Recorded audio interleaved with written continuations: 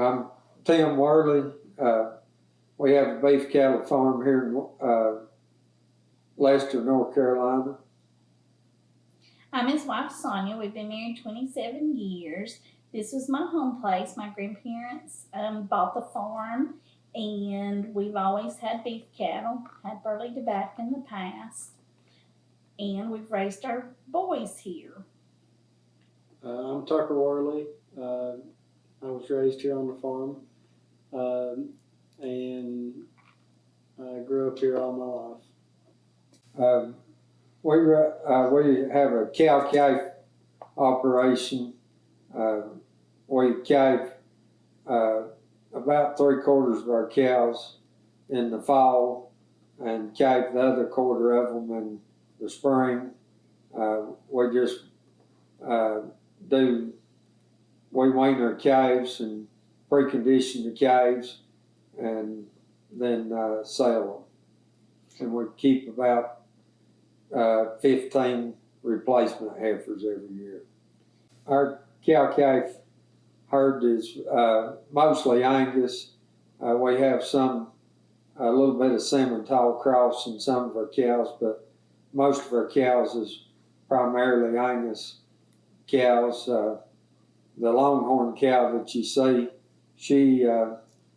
we used to rope, and we had some longhorn cows, and she's always good to put with our young cattle to help get them to come to a feed bucket. We started AIing our first calf heifers, those proven AI sires.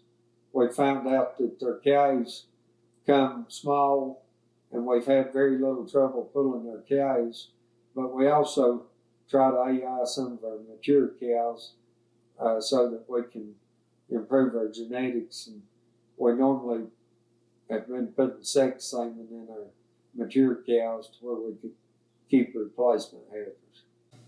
We normally wean our calves. We start them out eating just grain for about 7 to 10 days, and then after about 7 days, we'll start the protocol for the Mountain Cattle Alliance, giving them their shots and weighing them, and then we introduce the brewer's grain to them and give them brewer's grain along with grain and hay as we're weaning them. The Mountain Cattle Alliance is a group of farmers here in Western North Carolina that try to buy the same types of bulls so that the cattle all match, so we can pool them all together and get tractor and trailer loads of cattle that we can sell basically just like it's off of one farm. Normally with the preconditioning program, Mountain Cattle Alliance, we'll try to wean our calves whenever they're weighing between 550 and 650 pounds, and then we'll try to have them weaned and on feed for 60 to 75 days, and we like to sell them at around 750 to 800 pounds.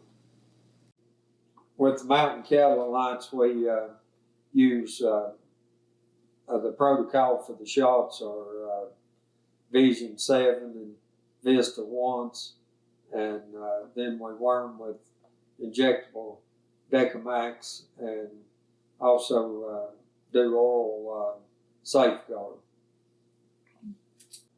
We started feeding the brewer's grain about 5 years ago. We go to Asheville to get our brewer's grain, which ends up being about a 30-mile round trip. There's several breweries in Asheville, and lots of the beef cattle farmers here in Western North Carolina benefits from the brewer's grain that's produced from the breweries. The brewer's grain's a product that has no shelf life, so we feed our cows brewer's grain while they're on the pasture, as well as at the winter time we mix it with corn silage. And we noticed that the calves, whenever we was feeding our cows brewer's grain, whenever we weaned our calves for the Mountain Cattle Alliance, they were just like they'd been creek fed. They went straight to the feed trough and started eating grain. And so we started offering them not free choice brewer's grain, but we supplement our grain with the brewer's grain, and it's worked out good on weight gain for our Mountain Cattle Alliance program. With the brewer's grain, it requires some time. We normally go get the brewer's grain 3 nights a week, and normally we have to go after they get through brewing, like at 7:30 at night, to pick it up. And we were able to purchase a dump trailer, which has really helped with hauling the brewer's grain.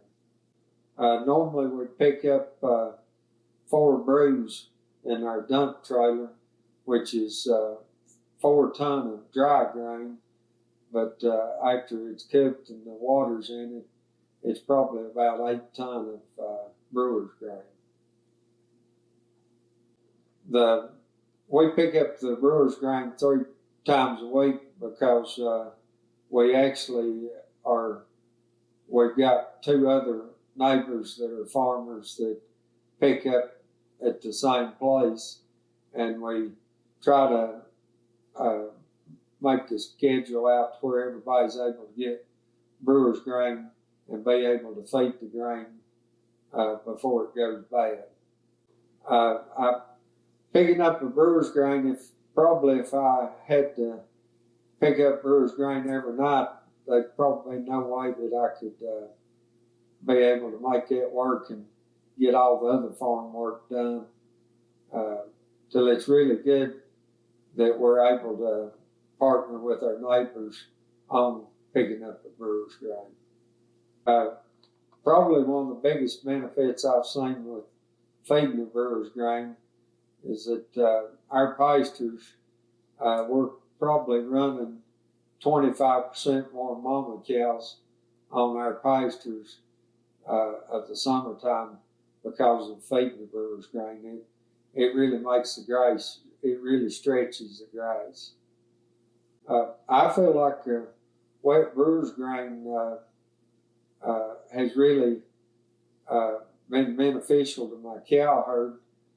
My cows are always in good condition, and the calves milk good, and the calves seem to grow better. Brewer's grain, it's a pretty wet grain, and I've got feed trailers that I feed my cows silage in, and we dump the brewer's grain in a pit and scoop it up with the bobcat because it's heavy, wet. You really don't want to handle it with shovels and buckets. And we put it in the feed trailers and haul it to the cow pastures. The wet brewer's grain of the winter time, you can it's got a pretty good shelf life. If you've got some that's a week old, you really can't tell that it's a week or a day old. But the summertime, whenever we go get a load of brewer's grain at night, I'm normally feeding the brewer's grain the next morning by daylight or a little after. We grow corn silage on our farm to feed our cows in the wintertime, but we also mix the wet brewer's grain with the corn silage in the wintertime. We feed no corn silage in the summertime.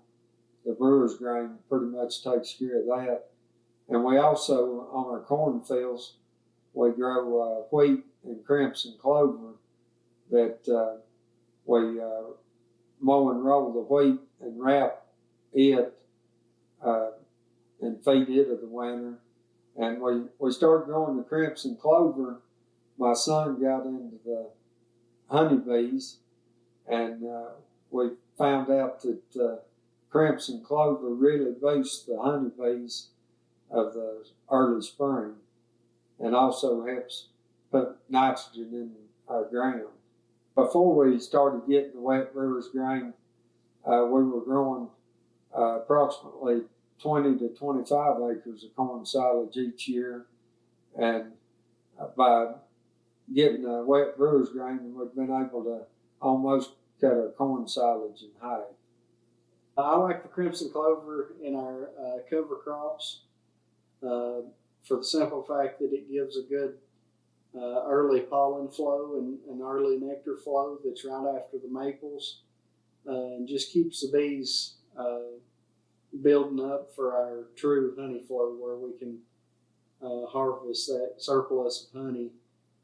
I think that I wouldn't be quite as successful if we didn't have that crimson clover in the cover crops, just for that simple fact that it does give them an added boost, and that's that much more time that I don't have to feed sugar syrup or pollen supplement to do the same job. Farmers here in Western North Carolina has to use all the land as wisely as we can. We're having to compete with lots of the lands being put into houses, and so every way that we can save on our land and feed products such as brewer's grain, it helps us to be able to run more cows on more less ground, and helps to increase the profit on the farm.